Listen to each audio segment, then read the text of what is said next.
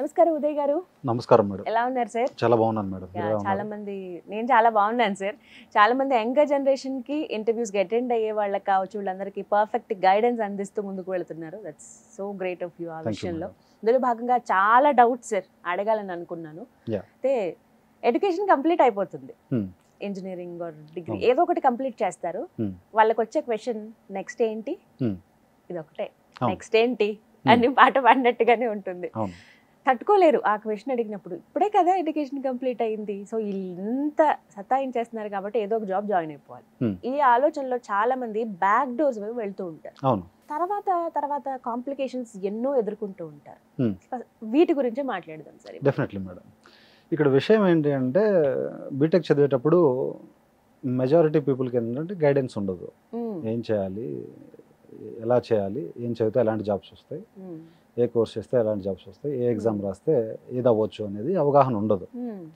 First of all ఏంటి అంటే, ఆ ఉడుకు రక్తంతో ఎవరు చెప్పినా కూడా వినే పరిస్థితిలో ఉండరు, చెప్పేవాళ్ళు కూడా ఉండరు. రెండు సిచ్యువేషన్స్ ఇక్కడ. చెప్పేవాళ్ళు ఉండరు, వినేవాళ్ళు కూడా ఉండరు. వీళ్ళు చెప్పింది వినేవాళ్ళు ఉండరు. చాలా తక్కువ కేసులో వినేవాళ్ళు ఉంటే చెప్పేవాళ్ళు ఉంటారు. ఓకే. సో ఇక్కడ ఏమవుతుందంటే, బీటెక్లోకి వచ్చేసరికి ఏమీ చదవరు మెజారిటీ పీపుల్.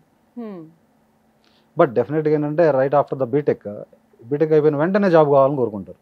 పబ్లిక్లో ఒక మిత్ ఏంటంటే మేడం, 1 లక్ష రూపాయలు కడితే జాబ్ వచ్చేస్తుంది. నేను విన్నాను సార్ ఇది. 1 లక్ష రూపాయలు కడితే జాబ్ వచ్చేస్తుంది, 1,50,000 2 లక్షలు కడితే జాబ్ వచ్చేస్తుంది అన్న ఒక మిత్ స్టూడెంట్స్లో ఉంటుంది మ్యాక్సిమం. దీన్ని క్యాష్ చేసుకునే వాళ్ళు బయట చాలా మంది కొల్లలు ఉంటారు మేడం, కొల్లలు ఉంటారు. ఎందుకంటే నేను నా సర్కిల్లోనే చాలా మందిని చూశాను. నేను మోసపోయానంటే నేను మోసపోయాను. అయ్యో. ఓకేనా.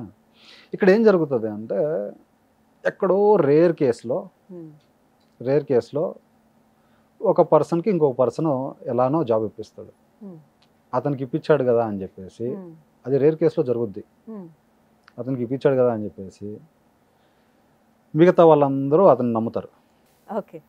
ఒకళ్ళకి జాబ్ ఇప్పిస్తే మిగతా వాళ్ళందరూ అతను నమ్ముతారు. ఒక 100 మంది దగ్గర 1 లక్ష రూపాయల దగ్గర 2 లక్షల లెక్కన కట్టించుకుంటాడు. చివరికి హ్యాండ్స్ రేస్ చేస్తాడు. నాకు తెలిసిన ఒక ఫ్రెండ్ ఉన్నాడు, పాపం వాడైతే 3 సార్లు మోసపోయాడు మేడం. 3 టైమ్స్. సో అది చాలా బాధాకరమైన విషయం. చాలా వాళ్ళు చేయాల్సిన పని ఏంటండి ఇప్పుడు? సరే ఎంతమంది ప్రెషర్ పెడుతున్నారు, నెక్స్ట్ ఏంటి, ఇంకా జాబ్ చేయవా, ఏం చేస్తున్నావు ఇప్పుడు, ఈ క్వశ్చన్లన్నీ తట్టుకోలేక చాలా మంది నిర్ణయం తీసుకుంటారు. అలాంటి వాళ్ళు ఫస్ట్ చేయాల్సింది ఏంటి ఎడ్యుకేషన్ అయిపోయిన తర్వాత? ఇక్కడ ఏమవుతుందంటే, ఈ స్టూడెంట్స్ ఉన్నారు కదా, మా కజినే ఎక్కడికి వెళ్తాడు, బ్యాక్ డోర్ జాబ్ ఇప్పిస్తా అంటాడు చూసారా, అతను మా కజినే ఎక్కడికి వెళ్తాడు, మా పక్కన ఊరే కదా, మా బాబాయ్ కొడుకే కదా. మోసం చేసేది వాళ్ళంతా మనల్లే, మోసం చేసేదంతా మనల్లే. పక్కన వాళ్ళు మనం నమ్మం కదా మేడం. పక్కన వాళ్ళని అయితే నువ్వు చచ్చినా నమ్మరు. డెఫినెట్గా ఏంటంటే,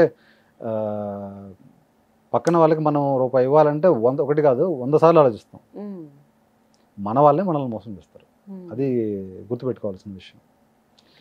ఇక్కడ ఈ ఫేజ్లోకి వెళ్ళకుండా ఉండాలి అంటే, మనము గుర్తుంచుకోవాల్సింది ఏంటి అంటే, సబ్జెక్ట్ మీద మనం కాన్సన్ట్రేషన్ పెట్టి, ఆ 1 లక్ష రూపాయలు ఏదైతే ఉందో అది సబ్జెక్ట్ మీద కాన్సన్ట్రేషన్ పెడితే డెఫినెట్గా నీ మీద నువ్వు ఇన్వెస్ట్మెంట్ చేసుకుంటావు. ఇక్కడ మెజారిటీ పీపుల్ ఏంటంటే మేడం, వాళ్ళ మీద వాళ్ళు డిపెండ్ అవ్వకుండా వేరే వాళ్ళ మీద డిపెండ్ అవుతూ ఉంటారు.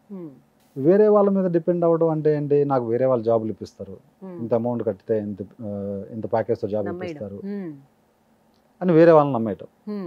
వేరే వాళ్ళని నమ్మినంత కాలం ఇలాంటి మోసాలు జరుగుతూనే ఉంటాయి, నీకు జాబ్ డిలే అవుతూనే ఉంటుంది, and you will end up with nothing.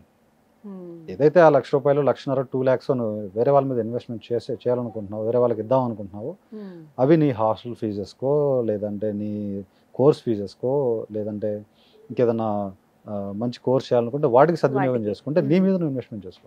There is a saying అండి, the best investment in this world is investing in your self అని.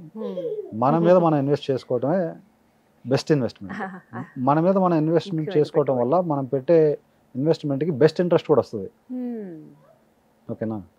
సో బ్యాక్ డోర్స్ మీద వీటి మీద ఫోకస్ చేసే బదులు డెఫినెట్గా ఏంటి అంటే, మన మీద మనం ఫోకస్ చేసుకుంటే అది చాలా మంచి రిజల్ట్స్ ఇస్తాయి. అట్లానే ఇంకోటి ఏంటంటే, చేజింగ్ అండ్ అట్రాక్షన్ కాన్సెప్ట్ అని ఒకటి ఉంది మేడం. ఏంటి సార్ అంటే? Chasing and attracting. Attracting, okay. Chasing అంటే ఏంటి అంటే మనం ఒక లెంట పట్టం. అట్రాక్టింగ్ అంటే మనం వాళ్ళని అట్రాక్ట్ చేయడం. ఓకే, అది ఈ విషయంలో ఎలా వర్తిస్తుంది అంటారు? అదే ఇప్పుడు నాకు జాబ్ కావాలని ఒకళ్ళు వెంట పడతారు. వాళ్ళేమో అది ఇది కబుర్లు చెప్పేసి మాటలు చెప్తారు, అవును, దాటేస్తారు. అలానే వాళ్ళని వీళ్ళని నమ్మకుండా మళ్ళీ మనం ఫోకస్ చేసుకొని సబ్జెక్ట్ స్కిల్స్ పెంచుకుంటా ఉంటే జాబ్ అదే ఆటోమేటిక్గా దగ్గరకు వచ్చేస్తారు. ఇది అట్రాక్టింగ్. సో ఆ స్కిల్స్ మనం పెంచుకోవాలి. స్కిల్స్ పెంచుకోవడం is nothing but attracting. Okay. 3-4 years gap వస్తుంది.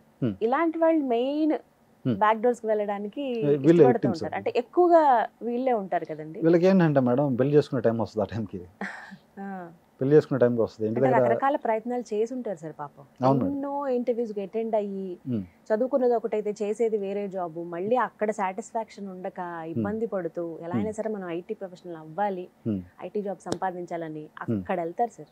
అంటే వీళ్ళకి ఇంకా మార్గం ఏముందండి? వీళ్ళు అసలు ఎలా ప్రిపేర్ అయ్యి వెళ్ళాలి? బ్యాక్ డోర్స్ వెళ్ళొద్దు అంటున్నారు, కరెక్టే, మరి వీళ్ళకి సోర్స్ ఏంటి ఇంకా? సో డెఫినెట్ గా మేడం ఇప్పుడు కూడా 3 ways లో వెళ్ళొచ్చు జాబ్ లోకి. ఓకే. ఫ్రంట్ డోర్, సపోర్ట్ తీసుకొని బ్యాక్ డోర్. నేను ఈ బ్యాక్ డోర్ దాన్ని నేను అసలు రికమెండ్ చేయను. అది first part. Okay. First 2 things. Front door అంటే రాయల్గా మనమే సబ్జెక్ట్ నేర్చుకోవడం, ఇంటర్వ్యూస్ క్రాక్ చేయడం, ఇంటర్వ్యూవర్కి నేను వర్క్ చేయగలను కాన్ఫిడెన్స్ ఇచ్చి లోపలికి వెళ్ళి వర్క్ కంప్లీట్ చేసుకుంటా జాబ్ చేసుకోవడం, లైఫ్ని మంచిగా లీడ్ చేసుకోవడం ఒక ఆప్షన్. సపోర్ట్ తీసుకోవడం. మనం ఎంత నేర్చుకున్నా కూడా కొంచెం కొంతమంది క్యాబిలిటీ ఏంటంటే సెల్ఫ్ లెర్నింగ్ ఉండదు. క్యాబిలిటీ వాళ్ళు కొంచెం ఎవరైనా ఆల్రెడీ వర్క్ చేస్తున్న ఎంప్లాయీ లేదంటే ఆల్రెడీ ప్రొఫెషనల్గా ఎవరైతే ఉన్నారో వాళ్ళ దగ్గర గైడెన్స్ తీసుకొని ఇప్పుడు ఈ ఇంటర్వ్యూ మనం తీసుకుంటున్న గైడెన్స్ ఇవ్వడానికి కదా మేడం. సో డెఫినెట్గా ఏంటంటే ఇలా గైడెన్స్ తీసుకొని గెట్ ఇన్ అవ్వచ్చు. So back door at any cost అనేది రికమెండెడ్ కాదు. అది ఎటువంటి సిచ్యువేషన్ అయినా సరే. నేను అసలు సపోర్ట్ చేయను, అస్సలు ఎంకరేజ్ చేయను. అలా మీ దగ్గరికి వచ్చి మీ గైడెన్స్ తో పర్ఫెక్ట్ గా ఫ్రంట్ లైన్ నుంచి జాబ్ సంపాదించిన వాళ్ళు కొన్ని వందల మంది ఉన్నారు మేడం మన దగ్గర. కొన్ని వందల మంది. నేను చెప్పినట్టు రీసెంట్ 10 days లోనే 8 members ప్లేస్ అయినారు. కంప్లీట్గా నాన్ ఐటీ నుంచి ఇంగ్లీష్ బ్యాక్గ్రౌండ్ కూడా లేకుండా మన గైడెన్స్ ద్వారా జాబ్ తెచ్చుకున్న వాళ్ళు కొన్ని వందల మంది ఉన్నారు. ఇంతకంటే ఎగ్జాంపుల్స్ ఇంకేం అవసరం లేదేమో. సో డెఫినెట్లీ మేడం మనం సబ్జెక్ట్ ఇవ్వడంతో పాటు గైడెన్స్ ఇవ్వడం అనేది మన స్పెషాలిటీ. సో నేను ఎప్పుడు కూడా ఒక ఫ్యామిలీ మెంబర్ లాగా, ఒక క్లోజ్ ఫ్రెండ్ లాగా అందరినీ ట్రీట్ చేస్తాను తప్ప ఎవరిని నా స్టూడెంట్ అన్న విధంగా నేను ఎప్పుడు కూడా ట్రీట్ చేయను. అందుకే ఇంతమంది సక్సెస్ అవ్వడానికి మీరు కారణం. Thank you so much Uday గారు. నమస్తే అండి.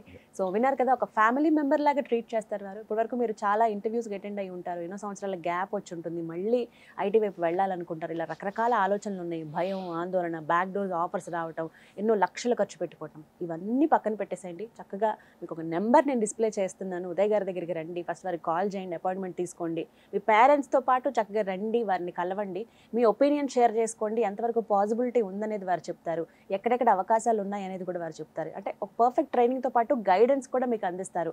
డెఫినెట్గా మీరు అనుకున్న జాబ్ మీరు క్రాక్ చేస్తారు. సో మరిన్ని వివరాల కోసం స్క్రీన్ మీద కనిపిస్తున్న నెంబర్స్కి కాల్ చేసి ఫుల్ డీటెయిల్స్ తెలుసుకోండి. ఇది వాళ్ళ వీడియో. నమస్తే.